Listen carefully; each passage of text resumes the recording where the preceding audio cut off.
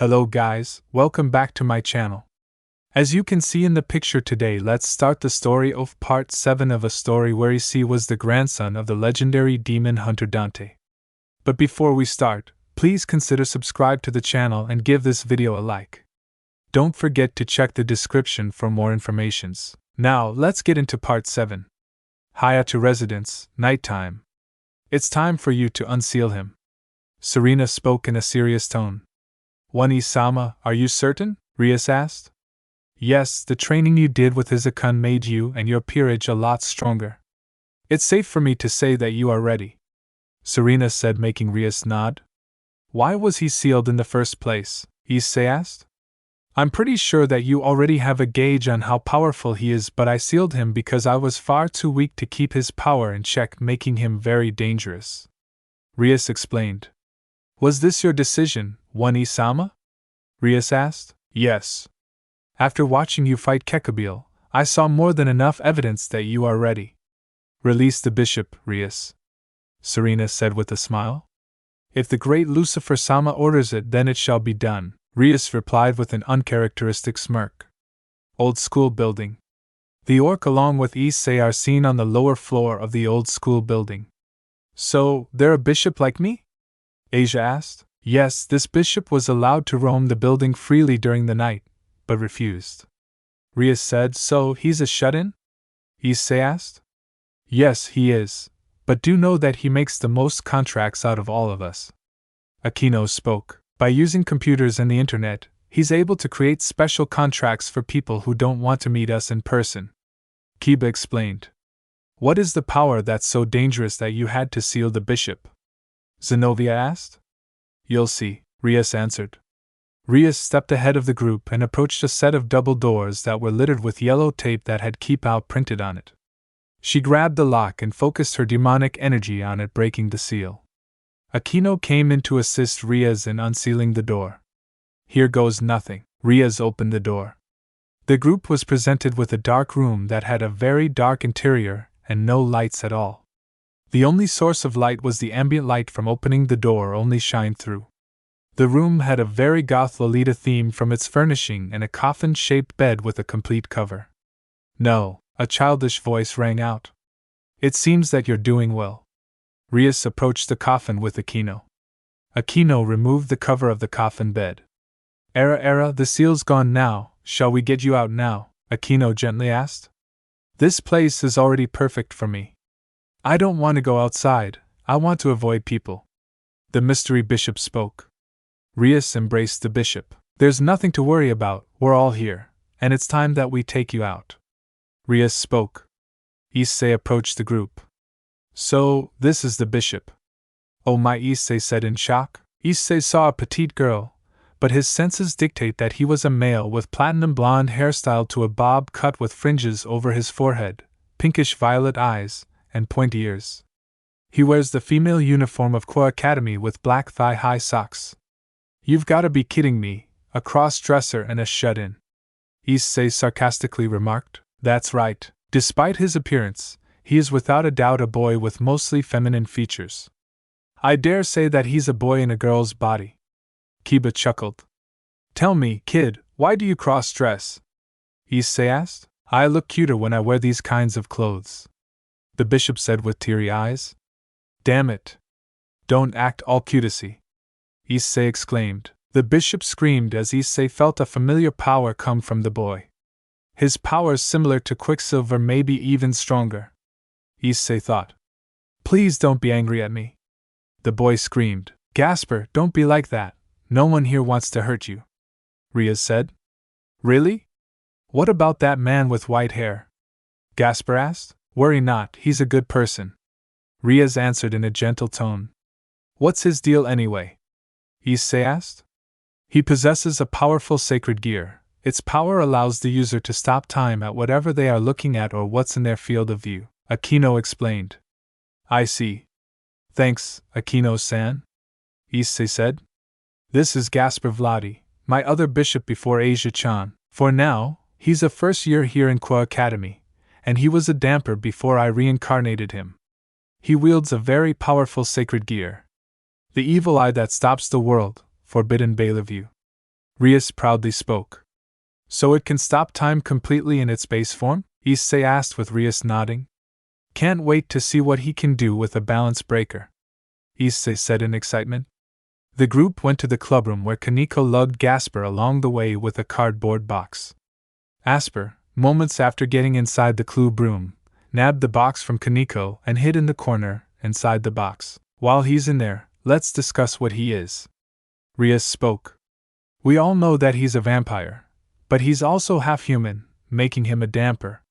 One of his special qualities is the ability to walk in broad daylight, making him a day walker too. However, he also hates the sunlight.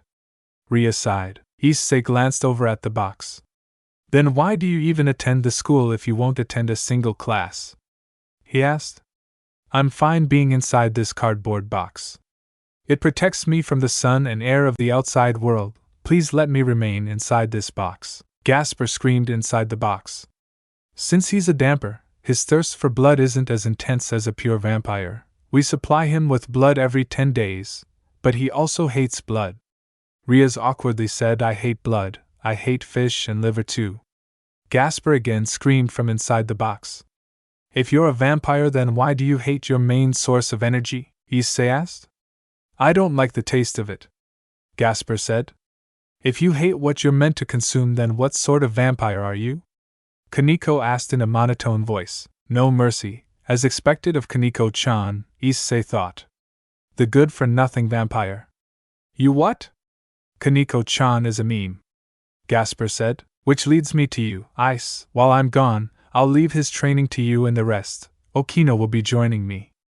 Oh, and Kiba, Wani-sama would like to see your balance breaker, Rias said. Very well, but you? Kiba answered. Akino prepared a teleportation circle for the three of them. I'll see you later, Ice. Rias waved as they disappeared. So, what are we gonna do with you? Issei crossed his arms. Please just leave me alone. I won't be a burden by staying here. Gasper spoke from the box. I can't let you do that. Rias left you with us. I can't let you be. We're gonna train you in your powers, understand?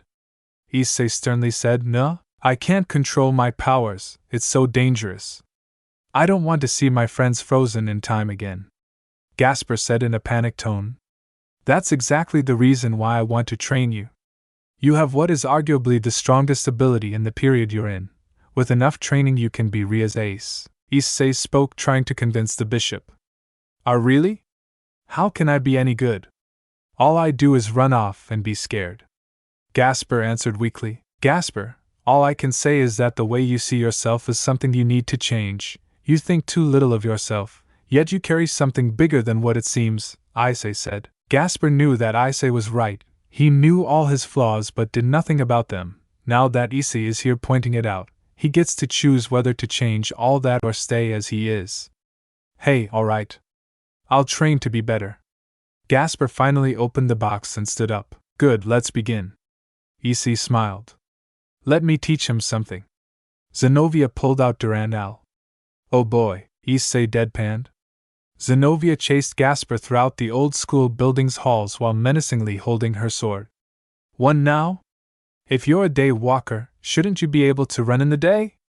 Zenobia asked as she got closer to Gasper. Yes, but could you please put that gigantic sword of yours down? Gasper said, fearing for his life. Here, Gyakuen, your favorite. Kaneko ran with Zenobia while holding a bulb of garlic. Oh, not garlic. I absolutely hate those. Gasper ran faster but was running out of breath. Zenobia and Kaneko chased Gasper all the way outside the old school building where Gasper rested under a tree's shade. But run, Gasper, remember, a healthy body, healthy mind. Is that how the saying goes? Zenobia asked awkwardly. Sagi approached the group, who has a mini shovel and a pot in his hands. Oh, hey Sagi. Issei greeted. Hey there, what are you all doing here? Sagi asked. We're training our little Gasper here. Issei pointed at the exhausted vampire. Sagi noticed the exhausted Gasper, who was oddly breathing erratically. You a bomb-ass blonde loli in your club, Sagi bellowed in excitement. You're sorely mistaken, Sagi. He's a cross-dresser. Issei shot down the pawn. Saji comically plopped down on his knees with his paw breaking as if it represented how his heart shattered from the revelation. Why? Why is the world so cruel? Saji grabbed Issei's collar. Tell me, Hyoudou. Sagi cried out. See, calm down, enough about the cross-dresser, how about you? What are you doing here?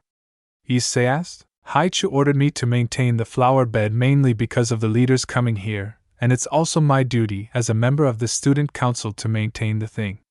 Saji answered, sniffling his sadness away. Issei felt a presence in the bush nearby the group. Everyone, stand back. Issei yelled. The rest complied as Issei took the front line and summoned Severance. The figure slowly came out of the bush, revealing Azazel, who was wearing a gray yukata. It's Azazel. Issei deadpanned and dismissed his sword.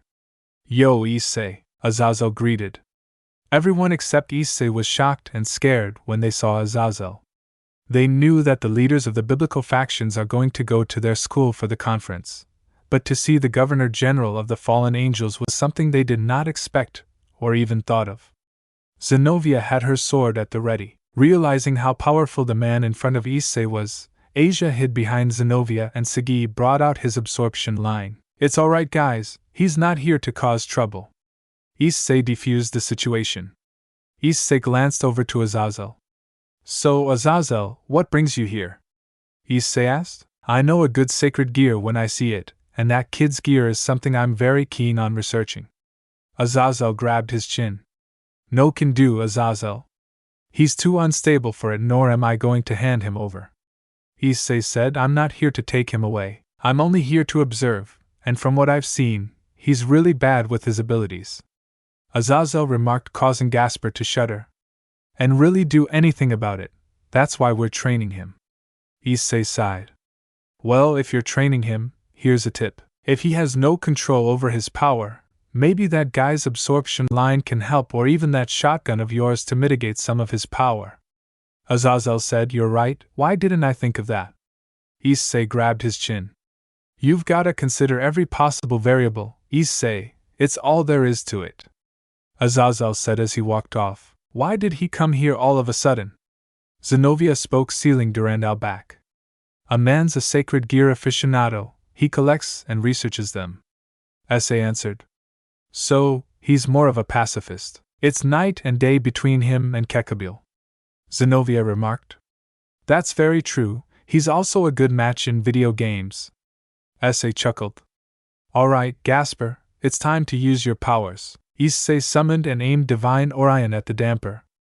Please don't shoot me. Gasper begged. Don't worry, it won't hurt that much. Issei pulled the trigger. Gasper, in a fit of panic, activated his powers and stopped the buckshot mid-air, surprising Issei because the others were frozen in time. What? How are you not frozen in time? Gasper asked. I'm probably powerful enough to withstand your powers, Issei speculated. Gasper ran out of steam and disabled his powers. Saji, can you connect to use your sacred gear on him? Asir requested. Sure, Saji prepared his gear. The group changed into their PE clothes and went to the school's gymnasium. Saji used his sacred gear on Gasper and adjusted the amount of power drained on the boy. Gasper, on the other hand, had struggled on pinpointing his powers on the balls being thrown at him and ends up freezing everyone in time, except for Issei. You better stop the ball, Gasper. Issei threw a ball towards Gasper. Gasper nodded and focused his power on the ball, and miraculously, the ball stopped, but only for a moment. Issei was surprised at the damper's progress. All right. Good job. If you can do it longer, then we'll move on to the more targets. Issei said as Gasper gave him a determined look. I'll do my best, Issei-senpai. Gasper readied for another shot. That's the spirit, Issei said excitedly. All right, here it comes. Issei threw another ball. Gasper, in a sudden burst of confidence, stops the ball for a whole 5 seconds. Holy shit, Gasper. That's a major improvement right there. Issei stared at the boy in shock. Looks like a little pep talk and a push were all he needed. Issei thought. Now we move on to multiple objects. Well, the only things we have here are the volleyballs, so you'll have to bear with it. Issei placed 2 racks beside him. All good, Issei senpai. I'll give it my best shot, Gasper said. Here we go. Issei threw 3 balls at Gasper. Gasper couldn't stop any of the balls thrown at him. Seeing his drop in performance, he immediately felt ashamed and ran off to his room. Damn, he's that fragile? Issei asked. Looks like it, Hyoudou. It's all on you now, I've gotta go. Saji left the scene. Alright. Issei glanced over to Asia, Zenobia, and Kaneko. You 3 go ahead, I'll deal with Gasper alone. Issei followed the damper's trail. I do residence. Asia went home with Zenobia and Kaneko in tow, surprising Kalina at the sudden visit. Oh, Asia-chan, who's the blue-haired chick? Kalina asked. I'm Zenobia Korda. It's a pleasure to meet you, mother of Issei, and I was deeply impressed with your combat prowess in that fight with Kakabil and his monsters. Zenobia bowed and spoke in admiration. Oh, it's no big deal, and you can call me Kalina, Kalina answered, gesturing the trio to enter. Asia, Zenobia, and Kaneko decided to take a bath and talk about a certain dragon. So, Zenobia-san, what do you think of Issei-san? Asia asked. He's most definitely powerful, a freak of nature, as they say, but this time it's to a whole other level, Zenobia answered. And you, Kaneko-chan? Asia asked again. I hated him mostly because of his perverted nature, but I began to spend more time with him in the club, the more I realized that he's probably the only man who can be the kindest man on earth and the worst. Kaneko answered in her monotone voice. Issei sent to me. I see him as someone who has all the compassion in the world. He knows what is right and what is wrong from many points of view, but I do wish for something. I wish that someday he'll see me as something more than a damsel in distress he once saved. Asia put a hand on her chest. And what do you have here, ladies? Tiamat barged in, all in her naked glory. And then nothing, Tiamat said, we were just taking a bath. Asia sheepishly answered. I know when you ladies start talking about Issei, and I for one would like to join in. Tiamat chuckled and went into the bath. So, what's this about Asia? Tiamat asked. It's how we all feel about Issei-san, and I want to know what he feels for me. Asia answered shyly. Well, if you want my take, Issei sees you as someone he needs to protect because, Asia-chan, you are too pure for the likes of us to be around. So in Issei's mind, he wants to keep you as clean as possible, and for you to change that, you need to be more direct, or even outright tell him what you feel, Tiamat explained as Kaneko and Zenobia listened. Do you sensei? What should I do? Zenobia asked. Well, Zenobia, you're a little too direct, but that's good, in a way at least. You're letting him know that you want him. It's just that you 3 have tons of competition. Even his rival is head over heels for him. Tiamat revealed, shocking the 3. How do you know of this? Zenobia asked.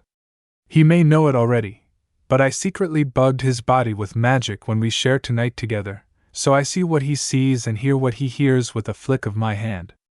I just pretend to not know, to not spoil his excitement. Tiamat giggled.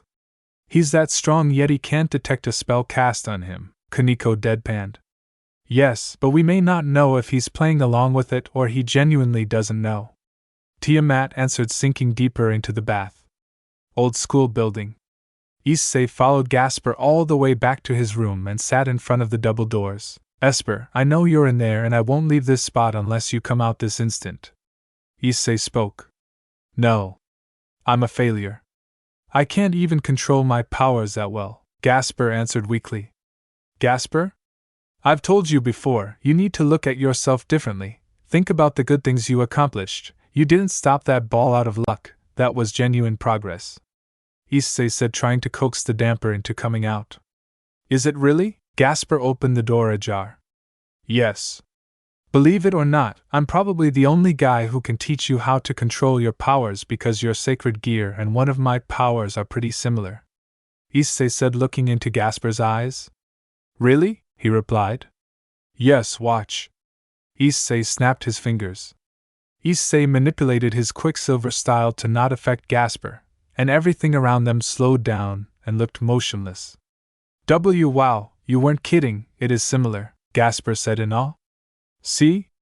Now that you've seen it, do you want to continue training or not? Issei asked, dispelling the style. Why, yes, I'll give it my all, Gasper answered in excitement. Issei and Gasper went out again to train, and the two made steady progress with Gasper's power, making small but significant improvements. Gasper is now able to stop 3 objects due to his power not being leached out, and with Issei teaching him proper control. Issei-senpai, thank you so much. I can finally control my powers even by a little, Gasper said in the box, but this time the flap is open. No problem at all. Seeing my junior grow makes me happy. Issei smiled. Next day evening, Rias is seen sitting on her chair as Issei stood in front of her carrying a box that contained Gasper. First of all, thank you for training Gasper in my absence. Rias stood up and pecked Issei on the lips. And that's your reward. Rias winked and sat back down. No biggie, Issei replied. Now, seeing that he's more confident than his past self, I'd like you to accompany him. I have him cover for Kaniko's summon for tonight, Rias requested. Sure, I don't mind, but how do we get there? Issei asked. You teleport, just focus your magic on the flyer here. You should be teleported along with Gasper to the client's house. And please be there to only watch over him. I want him to experience what it's like to be with a client. Alright then, we're off, Issei said as he and Gasper disappeared. Somewhere in Kwa, Issei and Gasper arrived in front of an apartment unit. Issei put down the box where Gasper was in and kicked it slightly. Hey, we're here. You're on your own now, Issei said as he stepped out of the way. And you? I don't think I can do this, Issei-senpai. I don't even know what the client will make me do, Gasper squirmed inside the box. You have to do this. Rias put a lot of faith in you. The least you can do is make her proud by making a contract. Issei opened the box and petted Gasper's head. The gesture somehow made Gasper relaxed, but still anxious.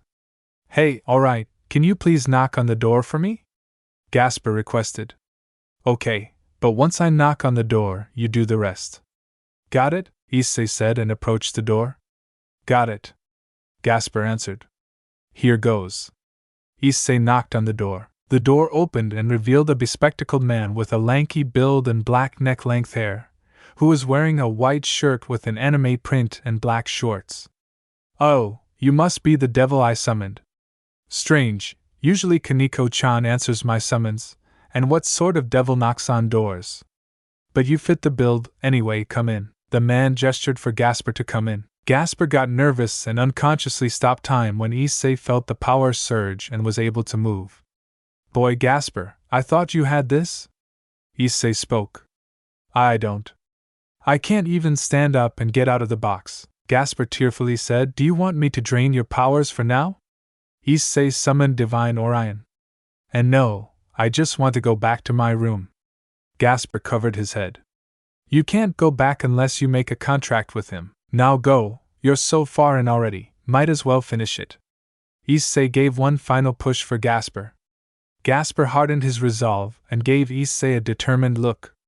Alright, I got this, Gasper said, surprising Issei. Good, now go, Issei said as Gasper's power faded away. Gasper stood up from the box and followed the man inside. Please excuse my intrusion, he politely said. The man noticed Issei just outside his doorway. And you, mister? Are you a devil too? He asked. Yeah, but I'm only here to watch over him. It's his first time going to a client, Issei answered. Oh, I see. Would you like to come in as well? You certainly look the part, and I've got a few outfits I'd like you to try on, the man offered. Oh, splay, sure, why not? Issei walked up and entered the unit. The trio sat down around the table and introduced themselves. All right. Since you're both strangers to me, I'll introduce myself. I'm Morisawa. I mainly ask for anime-related stuff when summoning a devil from your group. Morisawa spoke. D. Gasper Vladi, a pleasure to meet you, sir. Please treat me well. Gasper stuttered. Issei, I do. I'm only here as the overseer. Issei said. All right. With that out of the way, I only have one question. Is that a boy or a girl? Morisawa pointed at Gasper. He's a boy who has a really bad habit of cross-dressing. Issei deadpanned. I see. Whatever sorcery it is you devils use, I want it because he looked superb as a girl. Morisawa said. No magic was involved, he legit looks this way. Issei answered for Gasper, who was still curled up inside the box. It is strange though, why is he in the box? Morisawa asked again. He's a complete shut-in. Issei answered. I see. Well, no going around that, so for my request, I'd like you two to dress up with these. Morisawa pulled out various cosplay items. Alright, Gasper, you're up. Issei lifted Gasper out of the box, much to Morisawa's amusement. Morisawa had Gasper dressed in goth Melita-themed clothes that fit him quite well, much to his delight, and had Gasper pose for a photo shoot, which startled the damper, but got through it with relative ease. Issei, on the other, had been to wear a butler and warrior outfit that of course suited him like it was made for him, and was asked by Morisawa to pose for a photo shoot, to which he complied despite not being the one who needs a contract. Alright. That should be it. Gosh, you two look fabulous, and that sword of yours, Hyoudou-san, was awesome. How can I pay the two of you? Morisawa asked. Why, you can pay us with anything, even making a contract will do. Gasper spoke. Alright, I'll make a contract with you. Morisawa agreed to the offer. Morisawa made a contract with Gasper but was left wanting something from Issei. The two were about to leave when Morisawa called out Issei. Eita-san. He spoke. Yeah, Issei replied. How can I summon you? You don't seem to have these flyers like Gasper. Come here. Morisawa asked. I have made flyers. I'm pretty new to making them and we're undermanned with only 3 counting me, Issei answered. Is there a way you can give me one? I'd like to ask for your services too for specific needs, Morisawa said. Aspar looked at Issei with starry eyes, feeling happy that his senpai was about to get his first client soon. Here, this is our flyer, though it may not be me who'll come through, Issei said as he gave the flyer to Morisawa. Could you give me an idea of who might come? He asked. One is a hot lady with light blue hair, looks like one of those MILFs in the dungeons you have, and one is a well-endowed blonde magician who wears a witch hat, but we're still an expanding group, Issei answered. Alright, I look forward to meeting them, Morisawa said as Issei and Gasper left his home. See? That wasn't so bad, Issei spoke.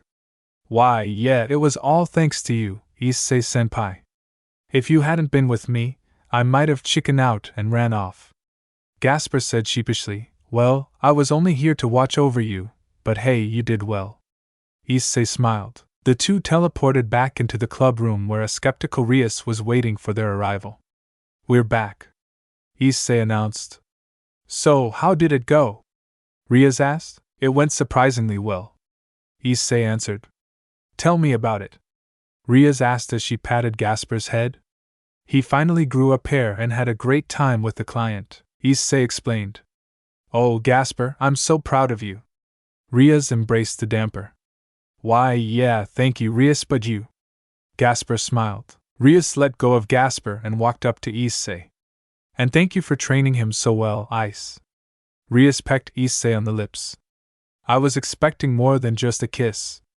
Issei smirked. Rias draped her arms over Issei. Oh, you'll get a proper reward, alright, Rias said, closing in for another kiss. Issei dodged when their lips were about to touch, leaving a very confused Rias staring at him with a pouted face. Ukinda forgot that Gasper is still with us, Issei said, amused, pointing at Gasper, who covered his eyes with his hands. Oh, sorry about that, Gasper, you may return to your room, Rias awkwardly said as Gasper complied. You'll have to save that for later. Issei winked and walked off. Where are you going, Issei? Rios asked. My junior, of course. I want to talk with him for a while. He's grown so fast in a short amount of time, so I need to encourage him more to go past his limits, Issei smiled. You're right. Thank you again, Ice. Even though you're not required to do this, you still did. Thank you truly, Rias said. It's no problem at all, Rias. I like training him, Issei said as he walked out of the room. Issei went in front of Gasper's room where he knocked to get the damper's attention. Why, yes, who's there? Gasper said. It's me, Issei. Issei opened the door. Issei-senpai, what brings you here? Gasper asked, getting up from his coffin bed. Well, I came here to talk with you. Issei sat down on the floor. About what? Gasper said in an anxious tone. About you. I just want to say that I'm proud of you. Issei said with a smile. Are really? Why though? I barely did any improvements or control over my power, Gasper said, covering his head. But you did. Look, Gasper, when it comes to becoming powerful, it takes time and dedication. Yes. Some are born with immense power from the start, but how can they use it so easily? Issei asked. With training? Gasper answered, surprising Issei. Correct. I'm liking it so far, Issei said. What's the point of this talk, Issei-senpai? Gasper asked. I'm talking to you because Rias is happy for you. I'm sure the others will be too, and I'm also here because soon enough, we'll take your training to another level. I'll train you to be Ria's ace, her trump card when the going gets rough, but to do that, you need to dedicate yourself. Are you going to? Issei asked. Jasper's mind was telling him to say no, but something in him said to go with it. Yes. Please train me to be Ria's but you strongest piece, Gasper said with a determined face. Good. We'll start after the peace conference. And I get a feeling it won't go well. Issei chuckled. Biba walked in on the two. Looks like you two are getting along well. Kiba spoke, getting Issei and Gasper's attention. We sure are, this little shit's getting stronger by the minute. Issei proudly said, ruffling Gasper's head. That's good to hear. So Gasper-kun, how was your training with Issei-kun? Kiba asked. It was a rough start at first, but Issei-senpai pushed me, and here I am having a little bit of control over my powers. Gasper shyly answered. Kiba noted that Gasper wasn't in his cardboard box, and was astonished at what Issei did in 2 days. Zenobia, Asia, and Kaneko all went in, surprising the 3 boys in the room. Yo, what it do? Kaneko spoke, amusing the 3 males. What brings you 3 here? Issei asked. Zenobia stepped forward. Whilst being in your home ice, I've come up with a plan to reduce Gasper's fear of the outside world. Zenobia pulled out a paper bag with 2 holes.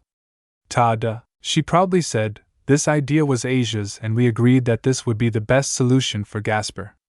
Zenobia added, I'm not good at conversing with other people. So I figured that covering Gasper-kun's face would do the trick since it'll lessen the pressure on him. Asia shyly said, Thank you, Zenobia-senpai and Asia-senpai, but I think I've grown out of my shell, though I still fear the outside world.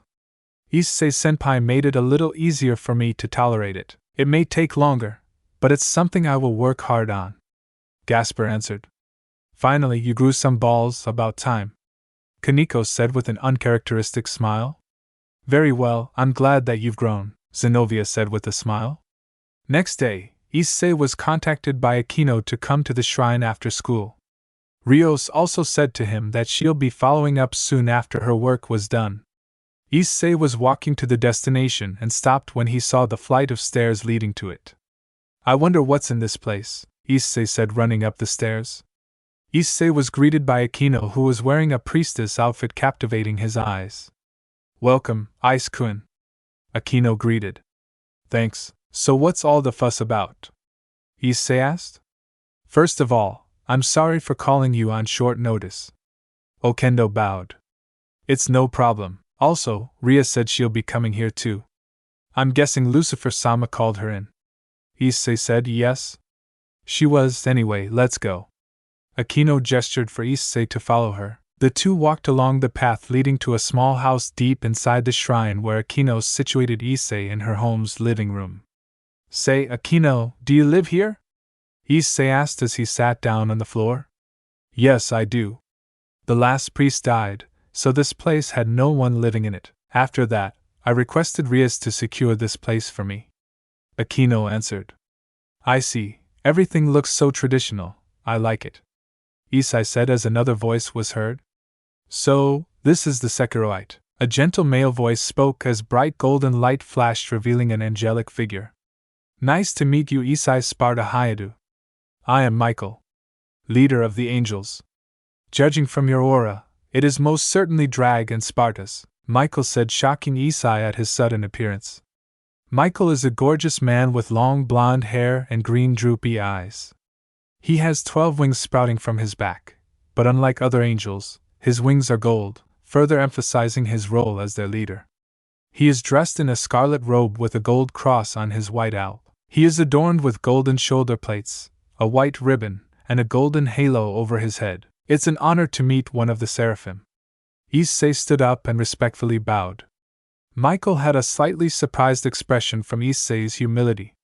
Fascinating, you're well-mannered despite being Sparta's descendant. This is a nice change for once. Michael said with a gentle smile. Thank you, Michael-sama. But what are you doing here? Issei asked. I'm here to give you a gift. Michael said, summoning a sword. This is Ascalon, a dragon-slaying blade. I hope that it serves you well in your upcoming battles. Michael said, hovering the sword towards Issei. Issei grabbed the sword and was not fazed by it despite being a dragon-slaying weapon. Feels good, but Michael-sama, why give it to me? Issei asked with a confused face. Think of it as a thank you gift. Your grandfather Sparta may not know us, but he and his sons helped us indirectly. Now I'm just here to return the favor through you. Plus, the meeting between the three great powers is coming, so see this as our peace offering and our willingness to cooperate. Michael explained. I see. Thank you, Michael-sama. One more thing. Issei said. I'm sorry, but that is all the time I have. I will have to hear your request after the conference, but do let me heed you with a warning. Another force may attack the meeting. Farewell. Michael disappeared in a flash. Greg. Issei called out. Hardna, Drake answered. How come I can hold Ascalon? I should be taking damage from it, right? Being a half-dragon and all. Issei said in a confused tone. Can't really say for sure apart from your immunity to holy things, Drake answered, earning a nod from Issei. I'll get something to drink. Aquino stood up. Sure. Issei said. A few minutes passed and Aquino came back with a teapot and 2 cups. Aquino poured one for Issei and her. Here you go, I hope you like it. Aquino smiled. Issei took a sip and was thoroughly impressed with the tea. It's great, I won't lie, the atmosphere in your place make this a lot better. He spoke. Thank you, Ice-kun. Aquino smiled. Aquino, did you work with Michael-sama? Issei asked. Yes, I did. And the ceremony was done here in order for the sword to not damage you in any way. Aquino answered. That explains why I could hold it. Issei took a sip of his tea. One more question, Aquino. Issei said in a serious tone. Aquino had a feeling about what Issei was going to ask. Go ahead, she spoke. You're half full an angel, aren't you? Issei asked. Aquino had a gloomy expression on her face as what she feared came into fruition. Yes, I am. I'm the daughter of one of the fallen angels' leaders, Borakiel, and a human mother. Aquino answered. My mother was the daughter of a certain shrine. She found an unconscious fallen angel from his wounds, that being Borakiel, she treated him back to health, and from that day, they fell in love with each other, and they had me. Aquino sighed. Aquino partially stripped her top and turned her back towards Issei, unfurling her 2 very different wings, a leathery devil wing on the left, and the feathery jet black wing of a fallen angel on her right. These dirty wings of mine are devils and a fallen angel's. I possess them both. Aquino spoke in a shameful tone. I met Rias, but then these came out after being reincarnated as a devil. I thought that it would be gone, but no, it's still here, being a constant reminder of how much of a disgusting creature I am. Aquino scorned. So, Ice-kun, how do you feel after hearing that? You hate the falling, right? They helped in killing Asia-chan. You can't possibly have good thoughts about me now that you know this. Aquino looked away. Yes. I hate them. But I like you, Aquino, Issei said as Aquino's expression brightened by a bit. I'm sorry for asking you about this. It was insensitive of me to do so. Issei bowed. It's fine, Ice-kun, but can you forgive me? I may be a devil now, but I still have the blood of a fallen angel flowing through me, and that won't change. I didn't want to tell you because your opinion about me would change, and I didn't want that to happen. Aquino said in a sad tone. Issei unfurled his own wings and gave of a gentle glow. See? We're both halflings of something. Akino, you shouldn't hold yourself back with things like these. I know that I may be stepping out of line, but someone has to tell you at some point. I know it's painful to accept, but the faster you do, the easier things will move forward for you. Issei slowly approached Akino. Why, you're right, but I just can't bring myself to face him. Akino struggled to speak as tears welled up in her eyes. Issei embraced Akino. Akino, fallen angel or not, you're still the Akino senpai we love. You're way different than them. You're our vice president of the club, and you always look after your juniors. And in my pride as a dragon, I never ever had a single bad thought about you. I can't possibly hate someone like you, and in your toughest times, I will always be there for you. Issei said and patted Akino on the head. It's so warm. I wish we'd stay like this forever, Akino thought as she melted deeper into Issei's embrace. Akino had tears rolling down her face and made Issei concerned, but almost instantly wiped them away as a huge smile crept up on her face. They're quite bold for saying all of that. Ice-kun, I may have to get serious about you, Akino said and lunged at Issei, pinning him to the floor and straddling him. Akino, Issei said in shock. Akino got close to Issei's ear, so close that he could feel her breath. I've decided. Ice-kun, do you love Rias? Akino whispered. Why, yes, I love her, Issei answered. That's a given, considering that Rias is serious about you as well. She's practically the legal wife. Oh, Sona is in the second slot, isn't she? Guess I'll take third. But Nuvo, you already got laid with Team Adam, Akino said, licking Issei's ear. Rias opened the sliding door, surprising the two. That should be enough. Rias crossed her arms. Oh, here Rias, Issei greeted awkwardly. Rias stomped her way into the scene and pinched Issei on the cheek, pulling him over to her side. What about the sword? She asked. G got it, Issei answered. Michael? Rias added. He already left. Issei answered. Then there's nothing left to do, we're going home, Rias sternly said. Just a moment, Rias, can't we share him? He already has a lot of girls, including your best friend, and I'm very jealous of you being number one, Akino said, licking her 2 fingers. I don't know, Akino, can we? Rias retorted. Akino clung onto Issei's arm. I'm sure we can. Besides, from what you and Sona experienced with him, he's got a lot in the tank, Akino seductively said while tracing Issei's upper body. Whatever. He's still mine. Rias grabbed Issei's hand and walked off. Yufa. We're definitely sharing him, Akino said to herself. Grigori. Zaz, do I really have to attend the conference? Vali asked, who sat next to Lavinia. Of course, you're the hacker Yuku after all, Azazel answered. Hey, are there really no more wars? Vala asked in a somber tone. If you want to pick a fight, only your rival can give a good fight. Well, if he even holds back against you, Azazel said. It's just so boring now, a world without wars, God. But he did make things more interesting, Vala said with a half smile. Lavinia smiled at Vala's last remark. That's it, Vala-chan, embrace your feelings for him. I'll be there anyway since he needs his peerage to be with him, so you won't be alone. Lavinia patted Vali's shoulder, as shut it. I'll think of something that will get his attention. Vali grabbed her chin. Next morning, Orc Building. Issei, Asia, and Gasper are seen behind the Orc Building where Issei was training a very exhausted Gasper. Alright, Gasper. You've gotta stop a 100 more before the first period starts. Issei spoke, preparing to throw a ball. Be your best, Gasper-kun. Asia cheered. Yes. I'll give it my all, Gasper said with a determined face. Issei threw a barrage of balls at Gasper, the latter managing to stop 60 of the 100 balls that Issei threw at him. And Pan completely worn out Gasper laid on the grass. Good job. It may not be a 100, but hey, that's more than I expected of you. Issei reached for a bottle of water towards Gasper. Hey, thank you, Issei-senpai. Only you could have pushed me this far, Gasper said in between sips of his water. Well, prepare for more training because we've gotta get you in tip-top shape for Rias. You are after all her future ace. Issei smiled.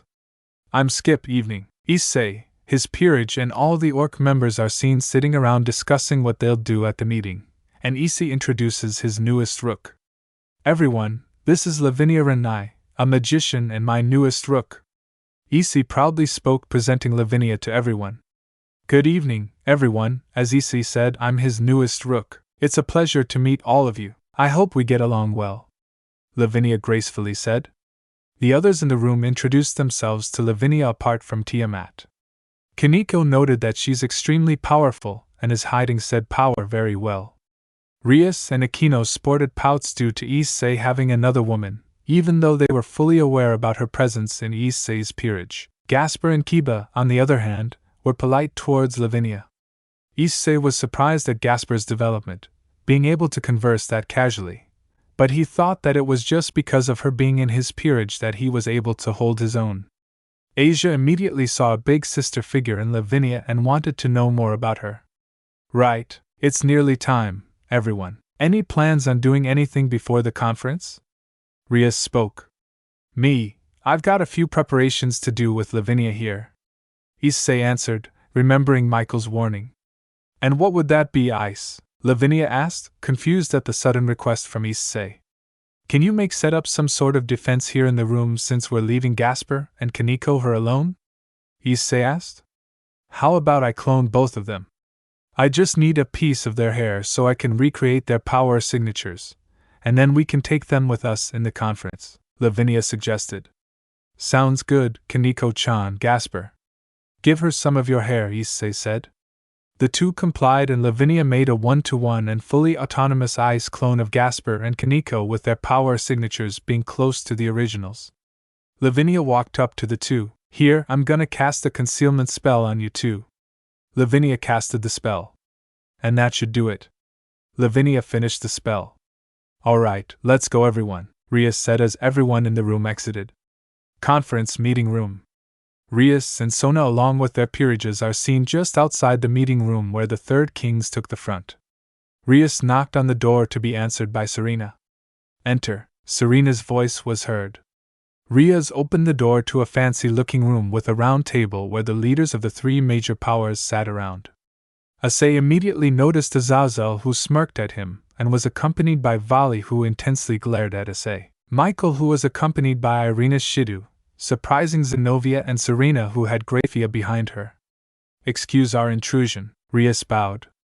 My sister, Sona Citri and the Red Dragon Emperor, welcome. Serena gracefully spoke as Issei and Sona bowed as well. I've seen the report and read it thoroughly. You have my thanks, Serena said, arranging a folder. Sorry about Ketchabil. I knew the guy was onto some shady stuff, but I turned a blind eye to it. Azazel casually spoke, causing a few irritated looks from the various attendees because of his brazen attitude. Now that everyone's here, let's get to the elephant in the room, the very reason why we're all sitting around here for God's death, along with the 4 original devils, Michael said. It was the most kept secret between the 3 powers, but in the end, it only takes one for it all to fall apart. But we can't continue going down this path of destruction, Serena answered, with Michael and Azazel nodding in agreement. Well, there wasn't anything important after that. No need to make a big fuss over it, Azazel said further, annoying the leaders. Aquino noticed that Rias was holding on to his hand, the latter firmly holding her hand. Era, Rias is being bold today, Aquino said to herself. Rias drew a deep breath and stepped forward. Rias Gremory. Could you tell us about the incident a few days ago? Serena requested. As you wish, Lucifer-sama, Rias answered. Rias explained what happened. For the most part, Issei and Sona soon joined in, per the request of Serena, wanting to know what the other kings did and saw. Various attendees had mixed reactions towards the report, further increasing the tension in the room. That concludes the report on the events that I, Rias Gremory, along with Issei Hyoudou and Sona Citri, and our peerages have witnessed and gone through on that day. I, Sona Citri, back up Rias Gremory's testimony and have confirmed them to be all true. Sona spoke. Whatever Sona just said, but replace my name with hers. But do know that I acquired Lavinia Rini, my newest rook, after the incident. Issei said, amusing Serena and Saravel, but earning glares from Rias and Sona. Thanks a lot, Rias-chan, Saravel said in her cutest Y voice and winked at the third kings. After that report, I'd like to hear what the Governor General of the Fallen Angels has to say. Serena said, glancing at Azazel with the other leaders following. Concerning the event a few days ago, Kakabile, a leader of our core organization in the Grigori, acted independently and stayed silent to the other leaders as well as to me, and the Sekiryuji dispatched him with the intervention of the Hakuryuku. Following that, his sentence was carried out by the organization's laws. In Cocytus, his punishment is to be perpetually frozen. He is no longer able to come out. Everything was written in the document that was provided to you. Is that correct? Azazel summarized and grabbed his chin. Michael sighed in disappointment after Azazel's last remark. It was going well for the first half, but he was very wrong for assuming that it'll stay that way for long. As for the explanation, it falls into the worst category, but I am aware of your personal reasons for not wanting anything major to happen against us. Is that correct? Michael asked. I am not interested in wars. Do you have the report for when Kakabo also made derogatory remarks about me? Azazel retorted. Azazel, I have a question for you. Why have you been gathering sacred gear users for decades? At first, I assumed you were gathering humans to boost your fighting power. I even expected you to wage war against heaven or us, yet you never did. How come? Serena asked. Yes, despite the progression of time, you did not fight a war against us. I was filled with dread when I learned you had taken the Vanishing Dragon. Michael followed up. It's for sacred gear research. If you fear that I'll use the Vanishing Dragon against any of you, well, don't. Besides, Vala and her team are completely independent of my command. If you want, I can also provide you with any of the research materials I've gathered. Even if I did conduct research, I would not declare war on you or anything. As far as I'm concerned, I have no desire to go to battle. Right now, I am completely satisfied with the world. I even told my subordinates to not dabble around with humans. I have no intention of interfering with religion or affecting the devil's or the angel's business. Is it me or is my trust in the three factions the lowest it's ever been? As is all deadpanned. Yes, that's it. You said it. Michael, Serena, and Seraphiel answered. DCH, I assumed you were better than God or Lucifer from the previous age, but you guys are troublemakers yourselves. You don't like doing your own thing in secret, do you? I get what you mean. Let us then make peace then. Wasn't that originally your intention? Azazel suggested. Yes, I intended to propose peace to the devils and Grigori as well. Even if we maintain the three factions' relationship as it is currently, it will be detrimental to the world. Since the initial cause of the war, God and the male have been annihilated, I, the leader of the angels, declare peace. Michael said. Azazel burst out laughing. Michael had finally begun to speak up. Even though he was previously obsessed with God, this God that. Azazel said in a mocking tone. I've lost a lot of things, however, looking for things that aren't there is pointless. It is our responsibility to guide humanity. We, the Seraphs, agree that the most essential thing is to continue to watch over and guide God's children. Michael said in a somber tone. Hey, with your speech just now you'll fall, you know? I assumed so, but you did take over the system. The world has improved. It's nothing like what happened when we fell. Azazel said amused. We are of the same goal. Even if the Mayo aren't present, we devils have advanced in order to preserve our kind. We too do not desire war. The devils will be destroyed if we go to battle. Serena admitted. Yes, if we launch another battle, the three factions will undoubtedly annihilate each other. Then the human world will be affected and the planet will cease. We can't fight wars anymore. Michael spoke, agreeing with Serena's verdict. Even so, we can all agree that the world moves forward even without God in it, Azazel said, making everyone in the room realize that he was correct. Now that we're talking about the original intentions of each faction, why don't we hear from the two beings that can change the course of history, starting with you, Sekiryuji Dano? Azazel pointed at Issei with a sly smile. Issei was surprised at first. Before I get there, Michael-sama, may I ask something from you? Issei said. You may. Michael nodded. Why was Asia exiled? Issei asked in a serious tone. All I can do is apologize. After God died, the only thing that was left was the system that governed divine protection, mercy, and miracles. This system is, to put it simply, the system is for performing miracles and the like. God created the system and utilized it to perform miracles from above. The system also has the ability to produce the effects of holy objects, such as exorcisms and crosses, Michael answered. In other words, when God died, there was trouble in the system, is that it? Issei said, earning a nod from Michael. To be honest, everyone who utilizes it, with the exception of God, pays a high price. Every one of the Seraph was able to start up a system with me as the center. But in comparison to the period when God existed, divine protection and mercy to people who believe in God is not to its full extent. It's awful, but the number of people who can be saved is limited, Michael explained. To that end, anybody associated with the church who may have an impact on the system had to be kept at bay. A component of the sacred gears, such as Asia Argento's twilight healing, is an example of someone who may influence the system. Gear boosted gear as well as divine dividing too. Michael added, was Asia included because she could heal devils and fallen angels as well? Issei asked with Michael nodding again. Yes. If there is someone who can heal devils and fallen angels among her followers, her faith will be influenced by those around her.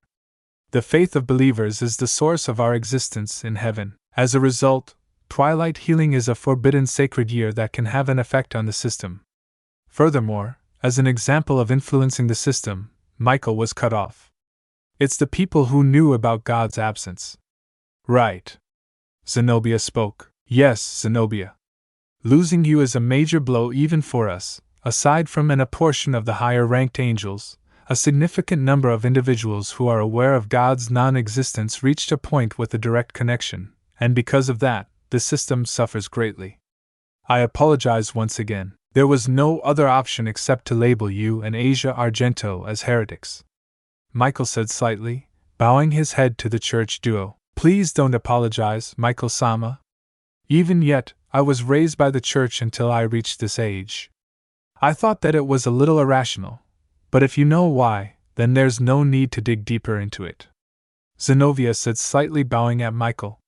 The very act of you being reincarnated as a devil is our sin, Michael said in a somber tone.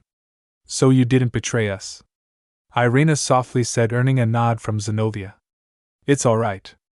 I regretted it a little, but the things I couldn't accomplish while serving the church, the things that were sealed from me, have now beautifully colored my life now. Even if I anger the other believers by saying these things, I am content with my current situation.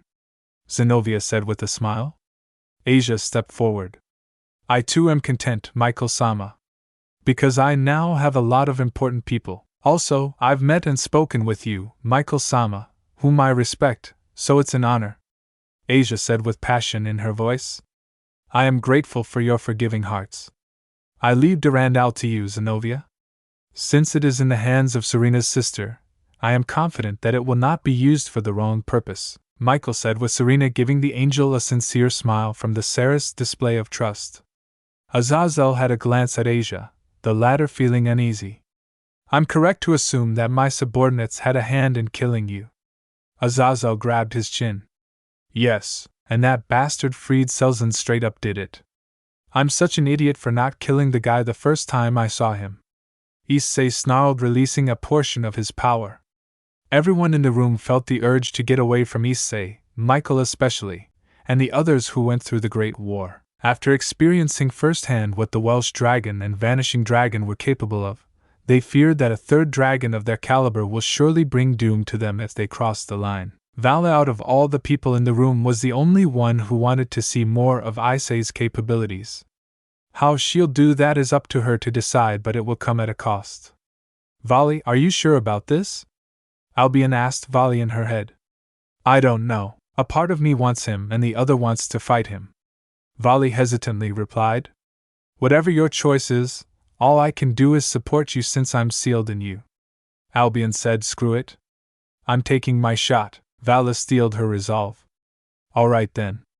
You're on your own now. What comes next?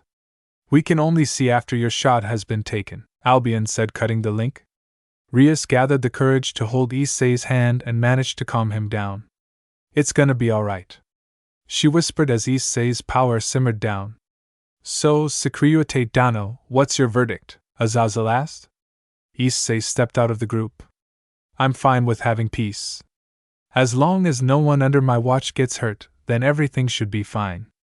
Issei answered. Akuriaku, what do you think? Azazel glanced over to Vala. I just want to fight strong guys, but Vala started to walk. But Azazel said in confusion as he watched Vala pace towards Issei. Vala made her way to Issei, who had an equally confused face as Azazel's, wondering what his rival could possibly be planning. What is it this time? Issei was cut off. Vala grabbed Issei's collar and forced her lips into his, draping her arms on Issei's neck.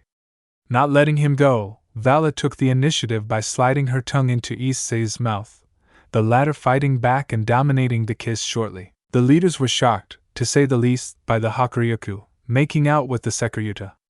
Serena especially was a bit envious at the scene in front of her. As a result of all people had a wide open mouth at the scene, Michael went wide-eyed at the sight before him, while Saravel playfully covered her face. Rias and Sona could only sigh, as they have another girl to deal with in Asahi's harem. Okino pouted. Zenobia covered Asia's eyes while she watched intently and took mental notes. Irina watched, but soon covered her eyes from embarrassment. Tiamat could only smile knowing that she's gonna have fun with the trio of dragons. Vala broke out of the make-out session after a significant amount of time. But it'll be boring without this guy, Vala said in between breaths. What the hell was that for? A shocked Issei exclaimed. For someone who's got tons of girls, you're pretty dense. Can't you see that I'm submitting to you? In other words, make me yours. Vala yelled, earning gasps from the attendees. So, you want me to make you a part of my peerage? Issei asked. Yes, even better. Now do it, Vala excitedly said. Azazel? Issei looked at Azazel. She's yours, I have no control over her anyway. Azazel shrugged. Finally, took you long enough. Azazel thought amused seeing his adoptive daughter finally accept her feelings for Issei, despite the rather particular circumstances they were formed. They all right then, Issei hesitantly said and pulled out a queen piece. Issei pushed the piece against Vala's chest. In the name of Issei Sparta, I command thee, Vala, to become my queen and second in command. Issei chanted as the piece was absorbed by Vala. The piece began to glow brighter than the previous reincarnation rituals that Issei performed. What's happening? Vala asked, noticing the brightness of the piece. The piece is mutating, Serena answered.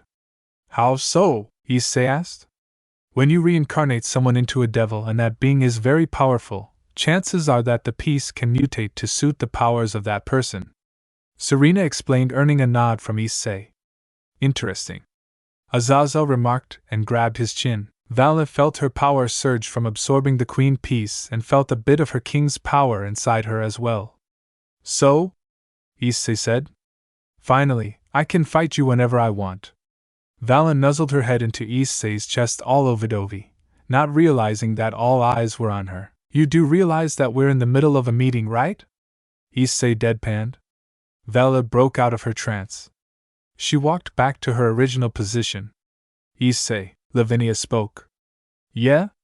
He asked.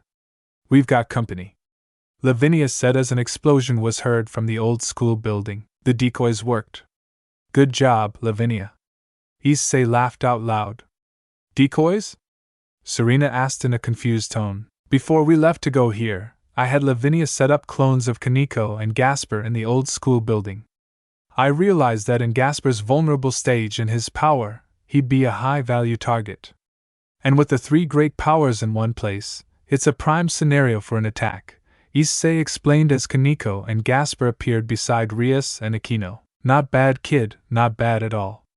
Azazel complimented Issei on his preparedness. Well, looks like our guests are here, and they do not look friendly, Azazel said as numerous magic circles appeared outside the building that they were in. Individuals clad in black cloaks appeared in the thousands as they fire a barrage towards the meeting place. The leaders countered by casting a barrier around, leaving the building in ruins, but no damage on themselves and the others. So, they're magicians, Lavinia, you're like the Morantia. Got anything on them? Issei asked. They cast dark magic, not that bad in small numbers, but with this many it's trouble. Lavinia answered. I see, so who's going first? Issei asked. I will. Vali stepped up. You sure? Issei said. Yes. Vali answered. How about no? King's orders after all. Issei had an evil smile on his face. You little shit. Vala threw a punch, but Issei caught it effortlessly. Could you two stop bickering and take out some of the enemies? We're losing good men out there. Azazel deadpanned his troops from the three factions started falling by the bunches. I'm fine, go crazy. Issei let go of Vali's fist, the latter stepping out of the barrier, activated her balance breaker, and went to work. So, what's the plan? Issei asked. Well, seeing that all the leaders are here, the attack is most likely done to kill one or all of us in one go, but they're sending in cannon fodder, so I'm pretty sure they're here to drain our stamina before the big hitters arrive. Azazel speculated. Looks like it. Oh, there's more going in. Issei said, materializing Severance. Are you going in, Issei? Tiamat asked. Of course I am. You don't get to wipe out armies like this every day. Issei said, amused, and deployed his wings and took flight to a higher place. Might as well join him. You coming, Lavinia? Tiamat asked her sister Rook. Why not? I haven't used my powers in a while. Lavinia shrugged and followed Tiamat. Tiamat flew up and Lavinia casually walked out of the barrier. This should be good to watch, Azazel said with a smirk. The Sparta peerage in action, though undermanned, all of them are extremely powerful. Even I can't hold my excitement, Serena said. That's sort of his. It has all three of Sparta's blades' powers, Michael remarked. That's because it does have all three of his blades in it. Kalina popped out of nowhere, surprising everyone in the barrier with her sudden appearance. Hey, Kalina-san, a spooked Riaz exclaimed. Harriaz, Serena. Kalina gave a casual nod to both. Serena had a breath of relief escape her mouth. Kalina, could you please tell us why you're here? Serena sighed. Well, I felt the sudden rise of Issei's power, and I just had to make my way here. Kalina answered. Could you please elaborate on the Red Dragon Emperor's sword? Michael added. All right then. Issei stabbed himself with the remains of rebellion, activating its power to fuse the powers of the Yamato and Sparta, as well as his dragon, human, and demonic sides. He absorbs the power of all three, giving him all the abilities of Sparta's twin sons and a portion of his own power. It was also done to remove the seal on his powers, though it was a gamble on my part, since it was only Sirzechs and I who could remove them. Kalina explained, earning nods from the leaders and everyone else. Who are you? Azazel asked.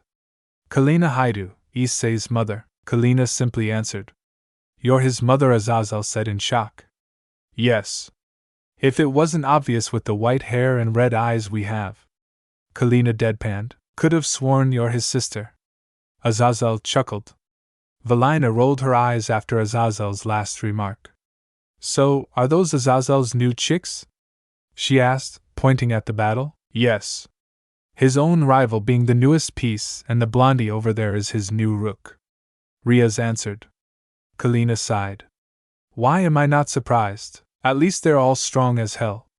Kalina deadpanned. How did you get in here without us noticing you? Azazel asked. I can delete my presence entirely. It's as if I don't exist unless you physically see me. Kalina explained. You Sparta sure are an interesting bunch, though I remember vaguely that his two sons always took the battle face on. Azazel grabbed his chin. You can say that again. For now, let's watch the show, Kalina said and sat down on her side's handle while it magically floats. Say, Riaz, why don't you assist the Sparta peerage along with Sonas? Serena said as Seraphil nodded in agreement. Are you sure? It looks like they've got it under control, Riaz asked with a raised eyebrow. They do, but wouldn't it be nice if you gave your peerage some experience in battle? Serena added. All right, Sona, are you up for it? Riaz asked her best friend. Yeah, let's go. Sona answered as she and Rias peerages stepped out to assist Issei and the others. Outside the barrier, Issei saw the two peerages come out of the barrier. Rias. Sona, what are you guys doing out here? Issei asked while shooting a battalion of magicians with Kalina and N2. My sister wanted our peerages to assist you guys, and it's nice to earn some experience. Rias answered. Alright, you guys take the other half of the field then. We'll take care of the side, Issei answered. You got it. Rias answered as she and her peerage prepared for battle along with Sona and her peerage. The Gremry peerage demonstrated their battle prowess through brute force and well-coordinated attacks, notably the combo of Gasper with Aquino and Rias, giving them a window to land powerful attacks with his time-stopping powers. Asia was in the back line providing healing magic for both peerages, and the trio of Zenobia, Yuto, and Kaneko proved to be a deadly combo as their speed and powerful blows allowed them to mow down a significant number of magicians from the front lines. Sona and her peerage displayed their expertise and tactics, making up for their lack of firepower. Tsubaki shined as her sacred gear Mirror Alice, and its ability to reflect damage onto the attacker gave the peerage opportunities to finish off weakened enemies. Saji assisted the battle via grappling onto stronger opponents and sapping them of their strength. But Sona using water magic to sweep the field when things got rough. Issei noted that despite the two heiresses being rivals, their peerages work well together. The two peerages completed their end of the battle as their second kings looked at them proudly. Good job everyone, Gasper, great job back there, your control over your powers improved a lot. Rias smiled at the damper. Hey, thank you, Rias, but you? Gasper stuttered as the other members smiled proudly at him. Yes, indeed, you guys did well back there. Sona had an uncharacteristic smile on her peerage. Rias, Sona, how are things on your side? Issei asked through a communication circle. We're done here. How's yours? Rias replied it'd be better. They just keep on coming to us. Issei answered. Do you need help? Sona now asked. Nah. You two go back inside the barrier. Things are only gonna get rough from here. Issei said as Rias and Sona complied along with their peerages. How are you ladies holding up? Issei asked his peerage while wiping out a bunch of magicians. Easy enough. All good. Going well, Vali, Tiamat and Lavinia answered. Shall we wrap this up? I'm waiting for the big boys to come in. Issei casually said. Sure, the trio answered in unison. Issei performed a firestorm vortex with an Iron Rudra, completely obliterating his side of the battle with a flame-imbued stinger, backed up by Rudra's wind. Vala fired a massive barrage of projectile attacks, Tiamat fired a chaos breath, and Lavinia froze all the ground units, being finished off by Issei's attack, clearing the field of all the enemies. That should do it, Issei said, dusting his shoulders. It was suspiciously easy. The big one should come in by now, Tiamat remarked. Yeah. At least they have to send someone or something that packs a punch, Vali confidently said. Well, that was short-lived. Oh, and good job fighting back there, Rias. Kalina spoke inside the barrier. The two emperors are fighting together, Tiamat, and a Longinus-class sacred gear user, so that should be expected. Azazel said, rubbing his chin. Serena's eyes widened at the mention of Issei's peerage having another powerful sacred gear. You mean that Issei Hyoudu's other rook has a Longinus-class sacred gear? Serena said in disbelief. Yeah. Her sacred gear is called Absolute Demise.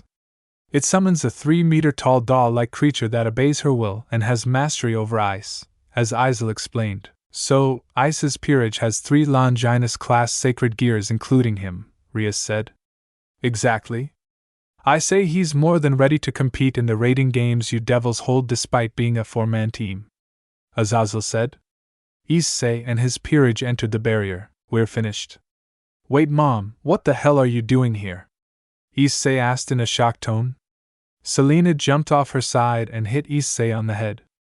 Can't I be a caring mother? Kalina said in an irritated tone. I'm using everyone in the barrier. Whatever.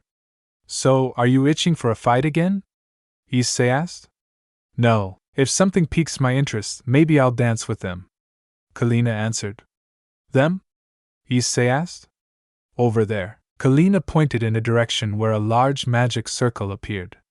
The large magic circle appeared in the middle of the field, and out from it appeared a humanoid beast 20 meters tall with horns and 4 red eyes on his head. Its stomach is covered in numerous yellow eyes, as well as a set of large jaws capable of devouring objects with a furnace-like interior.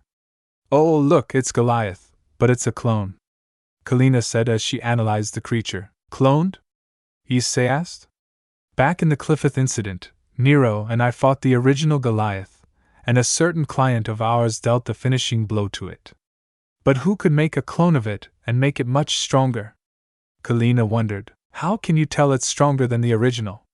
Issei asked. "It's bigger and I can feel that it packs more power than the original, but it looks like it's at a disadvantage.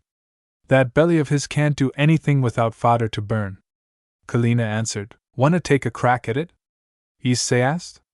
"You betcha." Kalina grabbed her scythe. Helena and Issei walked out of the barrier preparing to battle the clone of Goliath. "Wanna make this quick?" Issei asked. "Yeah, I wanna show off for once." Kalina powered up. Kalina released all her hidden power, covering herself in a dark red aura.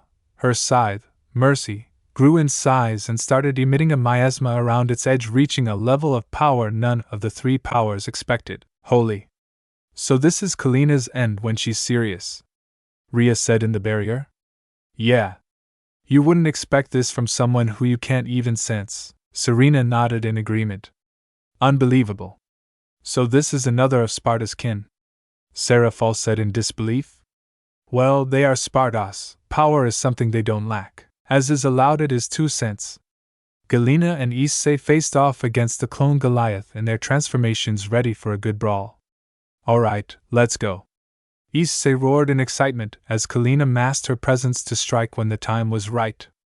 Issei dashed in at incredible speeds, instantly closing the distance between him and his opponent. He started the fight with a barrage of slashes from Severance and its sword's formation, dealing a good amount of damage to it.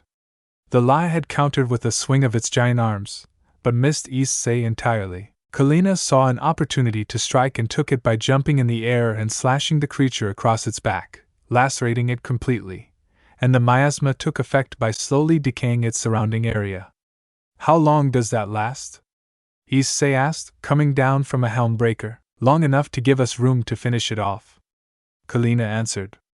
Out of desperation, Goliath activated its stomach jaw and sucked up all sorts of materials that included the building the meeting was originally held in, and the school gymnasium all got smelted inside its furnace-like stomach. A few moments passed, it stopped, and charged up power to fire its attack. The clone fired a boulder-sized burning ball of debris towards the 2 Spartas.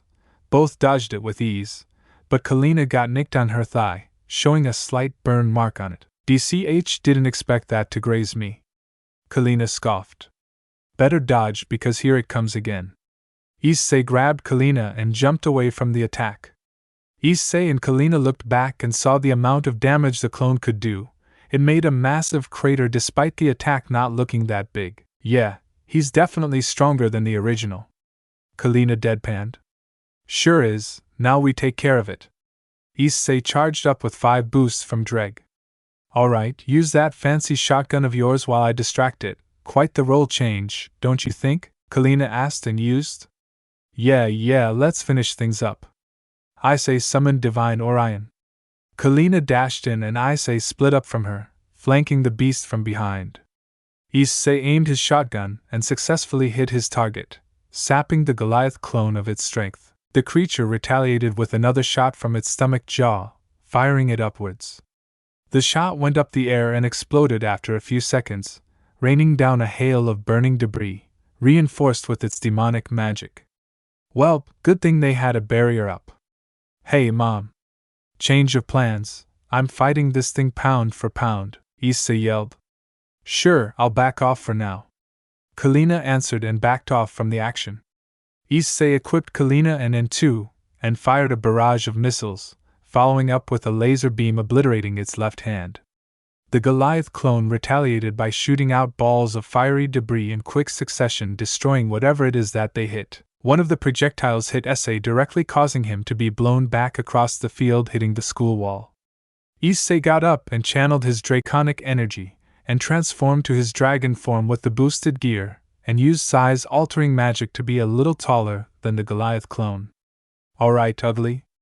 Let's see what you got, Issei said as he summoned Severance. Is that his dragon form? Looks cool as hell, Vali said in admiration. It's Issei, dear, he's always gonna be flashy. Tiamat giggled. Looks like he uses Tannen's style of combat, befitting of him, otherwise he'd use his jaws to wield that blade of his. Albion said amused. Issei dashed him with Severance in hand, and his sword's formation at the ready. Issei opened the fight with a lunge that hit twice, knocking the beast back. He divided the strength of Goliath with divine or iron, and followed up with a flurry of attacks from Anai and Rudra, leaving the beast ablaze from the intense flames the weapon had applied to it. The cut made by Kalina was seen taking effect. Though Ys expected the wound to be cauterized, it continued rotting the surrounding flesh, further weakening the beast. The Goliath clone used its stomach jaw and began sucking up whatever it could find, but to its dismay, its vortex got nothing in. The two Spardos, seeing this, caught the opportunity to finish the fight. Do whatever it takes to kill that thing, I'll buy you time, Kalina said, jumping back in. Kalina dashed in and distracted the beast by poking it with her twin pistols and occasionally dashing in to stack the rotting effect the miasma had on the beast. Kalina saw her son finish his preparations for the attack and dashed away into the barrier. Issei reverted to his balance breaker, took a stance in reverse, gripped his sword as a Sparta magic circle appeared and glowed beneath his feet, and his sword's formation grew. Issei tricked in front of the beast mid-air and slashed away at the beast as his blade cut deep into the clone, critically injuring its entire body with the sword's formation following up to further deepen the cuts. The onslaught ends with Issei momentarily pausing and focusing his energy on a massive area attack. Explosion, Drake announced from the gauntlet as a blast of the released energy vaporized the Goliath clone. Issei reverted to his base. 4 men went to Kalina and assessed her injuries. You alright? Issei asked. Yeah, a little rusty, that's all, Kalina chuckled. Well, better sharpen up if you plan to go back out in the field, Issei answered as they went back to everyone. What happened to the barrier? Issei asked. That last attack of yours shattered it, Azazel answered. I see. Did anyone get hurt? Issei asked in a concerned tone. None. Everyone's in top shape, Serena answered. Good. Azazel, do you know who we're up against here? Issei asked. Why is it always me? Azazel sighed. Well, you seem to have a network of information, so I'd assume that you have some knowledge of our guests here. Issei said. Yeah. I know them and is one of the reasons I collect sacred gears, Azazel said cryptically. The Cows Brigade. Azazel dropped a bombshell on everyone present. What are their goals, dear brother? Michael asked in an urgent tone. Destruction, simple as that. They're not one for peace like us. They're outright terrorists, and it's led by the worst imaginable being there is, Azazel said. The Office, the Ouroboros dragon, Azazel said, earning shocked looks from everyone. I see. So it has made its move, Ophis, a dragon feared by all, even God, Serena said with a grim expression. Yes, indeed, Ophis is the leader of the Cows Brigade, a mysterious voice said as a demonic magic circle appeared in the middle of the group. So, you're behind this, Serena said with a soured face. Oh man, didn't think I'd see her in this form. Azazel chuckled. Yes, this is the magic circle of the original Leviathan, Serena said as a feminine figure appeared out of the magic circle. Eteria Leviathan, Serena snarled. Eteria Leviathan is a tall, bespectacled woman with a curvy body. She had tan skin, long brown hair tied in a bun, and purple eyes. Serena Lucifer, how do you do? Kataria said casually. What is the meaning of this, Kataria? Serena said, losing her temper. The members of the old Satan faction have decided to cooperate with the Cows Brigade, said Kataria. So it's a battle between the old and new. You devils sure are a handful, Azazel said, amused. Serena couldn't hide her shock at Kataria's declaration. Kataria, is it true what you said just now? Serena asked in disbelief. Kataria had an arrogant look on her face. You heard me, Serena. She spoke. Once Serena had confirmation of it, she felt ashamed of herself. In her mind, she failed as the leader of the devils and was saddened at the fact that she thought she could make peace with the other factions and the old Satan faction, but that thought was gone in her head after the Chaos Brigade's bold move. Why? Serena said in a somber tone. Simple, this world needs reformation, and we'll be in charge. Kataria said, smirking. Issei was intently listening on the conversation and decided that he'll take matters into his own hands. He masked his presence not to be detected by anyone and prepared to kill Kataria on sight. As Office planned this far ahead, Azazel asked out of the blue. Kataria sighed at Azazel's question. Office gave us power strong enough to let us conquer the world. In exchange, we have to help it with something else. Kataria answered. Do they hate peace that much? Serena gave Kataria a dangerous-looking smile. Azazel chuckled at Kataria's last statement. So it's a coalition of Rouge fallen angels and devils, and you plan to rule over the world with the Ouroboros dragon at the helm. Azazel said, piecing everything together. Why would you do such a thing, Kataria-chan? Seraphol spoke. Eteria snarled after hearing Seraphol's voice. The audacity, Seraphol! How can you be like this when you stole the position of being Leviathan from me? Me, a direct descendant of the original Leviathan, it should be in that position. Kitaria bellowed. Seraphol only looked on the ground in utter shame. Don't be worried, Seraphol. Today, I'm going to kill you here and claim the title of my new Leviathan for myself. Ophis will then become the god of the new world. It's okay if it's only a symbol. We will build the system, laws, and religion. Serena, Michael, Azazel, and Seraphol, your era is over. Kataria said as the faces of the leaders darkened, except Azazel, who couldn't care less. That should be enough. Isker spoke, Kitaria said, but was immediately cut off. Bang! Isker's divine Orion was hurt as he shot Kitaria straight on the midsection, leaving a clean hole through her body as her blood and guts splattered from the shot. Eteria fell on the floor barely alive and looked at the individual who shot her. Who are you? She weakly scowled. Issei quietly looked as he finished Issei off for good with another shot from Divine Orion. Everyone who witnessed the act was left shell-shocked at what Issei had done, especially Rias and Sona, who had no idea that Issei could be that cold and ruthless. Selena, on the other hand, expected this. She too wanted to kill Kataria the moment she appeared. Issei sighed. Come on now, show's over, let's clean up now. Issei said, all right. That's it. No one else is coming other than these weaklings. You got it, Tiamat, Vali, and Lavinia answered their king. Issei and his peerage went out and finished off the remaining magicians, finally ending the attack on the conference. That should be all of them, Issei said as he landed. Good job, kiddo. Kalina playfully punched Issei's arm. Yeah, you too. Issei smiled. So with all of that done, whatever should we do about the conference? Azazel spoke, garnering the attention of the leaders. Peace, that is all we want, correct? Michael said, yes, I agree to the three powers having peace. Seraphil answered, that settles it. I agree to peace between the factions. The fallen angels will no longer fight the angels and devils. Those who are upset with this may leave. However, the next time we meet, I will kill you without hesitation. Only those who follow me can come with me. Azazel spoke as the fallen angels with him cheered in joy and left the scene. Me too, with the Chaos Brigade's sudden move, I call for more than just peace, we need an alliance, Serena suggested. Now that's something I can get behind, to an alliance it is. Azazel said, I will also join in. Michael smiled at the idea. The leaders had Rias bring them a contract that miraculously survived throughout the whole conflict and signed it, cementing the peace between the three factions, and was named the Quatreaty, an appropriate name for the occasion. Issei approached Michael with Arena beside the angel. Michael-sama, if I may, could you grant me a favor? Issei respectfully spoke.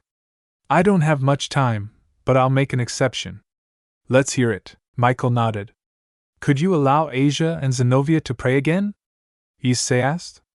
Very well, it will require some time before the system fully adjusts to foreign entities praying, but there's no harm in two devils praying.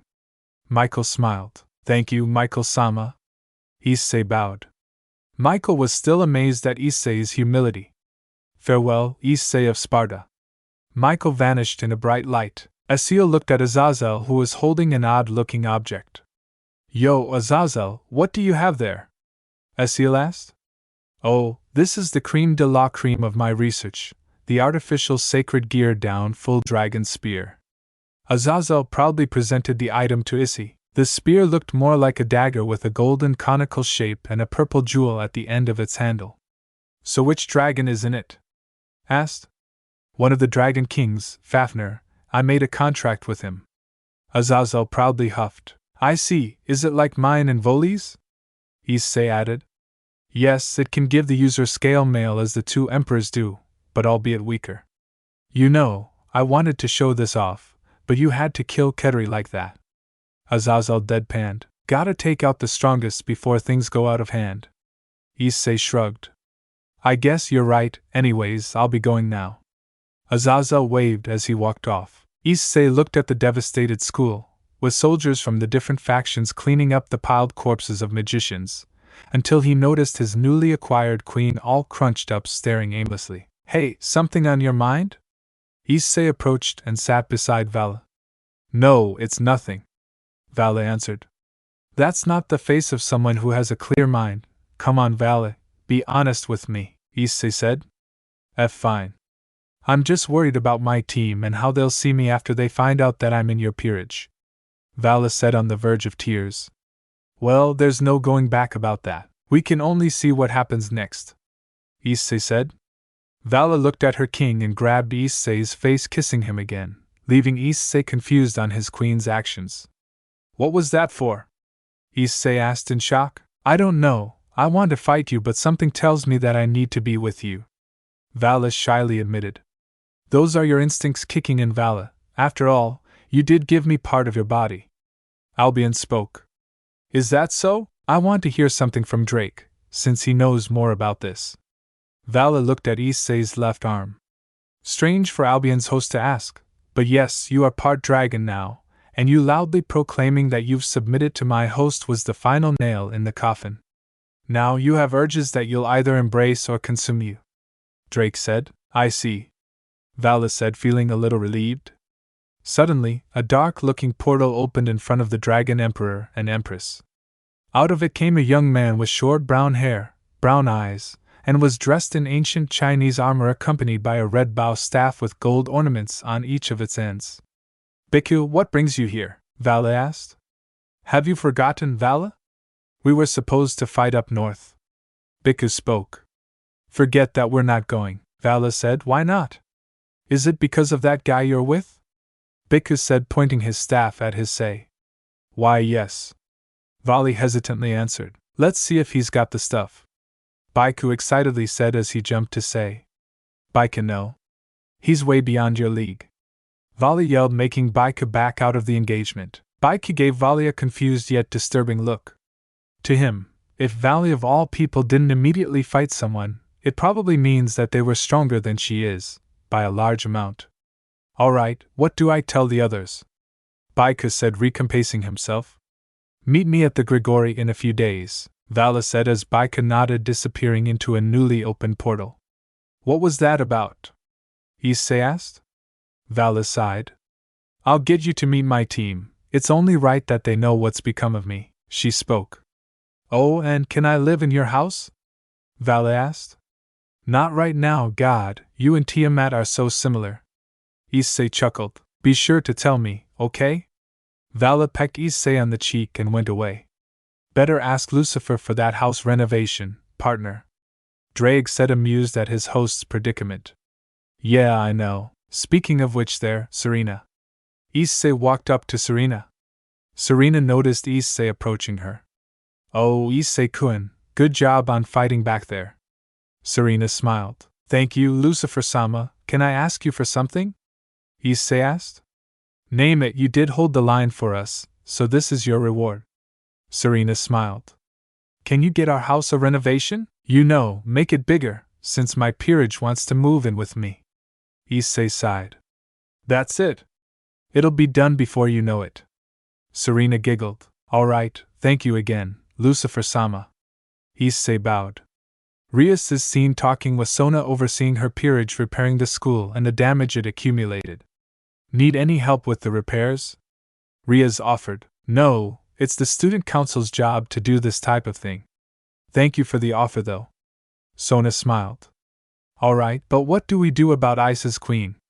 Rias asked. I say let it be, she did submit herself to his say, and he hasn't marked anyone, so none of us can say anything.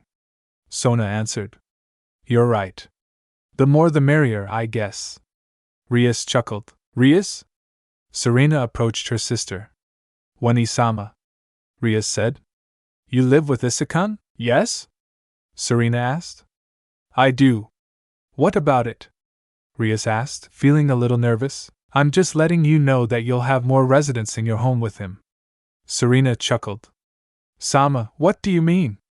Rias asked in a panicked tone. You'll see, Serena cryptically said as she teleported out with Graphia and Seraphil.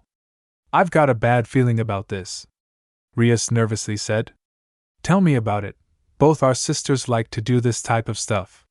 Sona rolled her eyes, but Issei approached Asia and Zenobia, who seemed livelier than usual. Oh, Issei-san? Asia said. Hey Asia, Zenobia. I have something to tell the two of you, Issei said.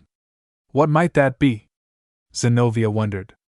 You two can pray again without taking damage, Issei said with a cheeky grin. How, we're devils, aren't we? Zenobia said. Yes, we are. I asked Michael-sama to allow the both of you to pray again, and he agreed, but it'll take some time for the system to adjust, or so he says. Issei explained. Asia ran up to Issei and hugged him. Thank you, Issei-san, Asia said. No problem at all, Issei patted Asia's head. Why did you do this? Zenobia asked. Well, I always see the two of you pray, and you know that doing that hurts you guys, and I don't like seeing you guys get hurt, so I had to ask for it. Issei smiled. That's very admirable of you, thank you. Zenobia sincerely said. That's it, guys. Thanks for listening to my video. Don't forget to like, share, subscribe and comment below your favorite part. Sayonara, see you in the next video.